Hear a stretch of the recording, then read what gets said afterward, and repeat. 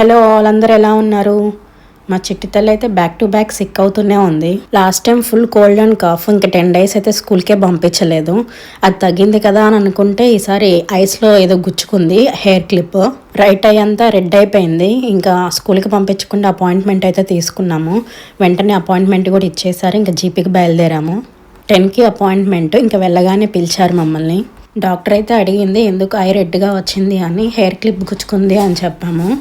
ఆమెమో ఇవన్నీ viral infections అని చెప్పి ఐ డ్రాప్స్ ప్రిస్క్రిప్షన్ రాసిచ్చింది. ఇంకా ఫార్మసీకి అయితే వెళ్తున్నాము.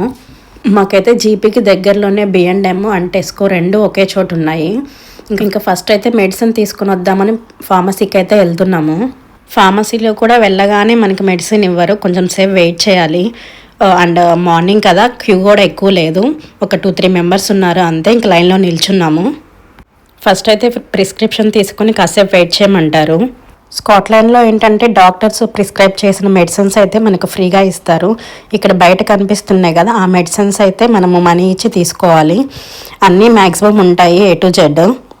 Mainly paracetamol, cold and cough relief tablets, syrups, baby syrups, ఇంకా బాడీ లోషన్స్, మేకప్ కిట్స్, అవన్నీ కొంచెం రెగ్యులర్ థింగ్స్ అయితే ఉంటాయి. నేనైతే ఇంకంతసేపు వెయిట్ చేయలేక కూర్చున్నాను. ఇంకా వాళ్ళు పిలిచాక వెళ్దాంలే అని మన నేమ్తో పిలుస్తారు. ఇంకా ఇచ్చేటప్పుడు అడ్రస్, మన డేట్ ఆఫ్ బర్త్తో కన్ఫర్మ్ చేస్తారు ఇవి మెడిసిన్స్ మీయేనా అని.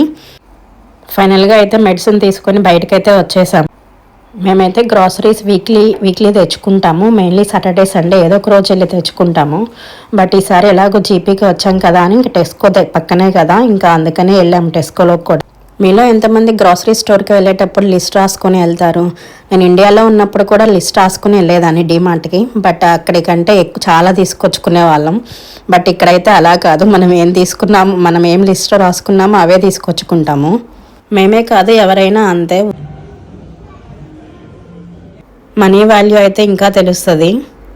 ఏమున్నా లేకపోయినా టిష్యూస్ అయితే ఉండాలి ఇక్కడ. అవైతే ఒక ప్యాక్ తీసేసుకున్నాము.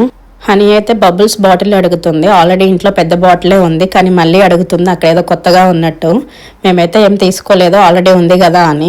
మేము షాపింగ్కి వెళ్తే మాత్రం మినిమం 1 hour అయినా పడుతుంది. జస్ట్ తీసుకున్నా తీసుకోపోయినా అన్నీ ఎక్స్ప్లోర్ చేస్తుంటాము, ప్రతి ఒక్క వేలోకి వెళ్ళి. కావాల్సినవి ఇంకా తీసుకొని బిల్ అయితే వేపించాము. ఇంకా తెల్ల ఒక బ్యాగ్ పెట్టుకొని ఇంక ఇంటికి బయలుదేరిపోయాం. Bye bye, see in the next vlog.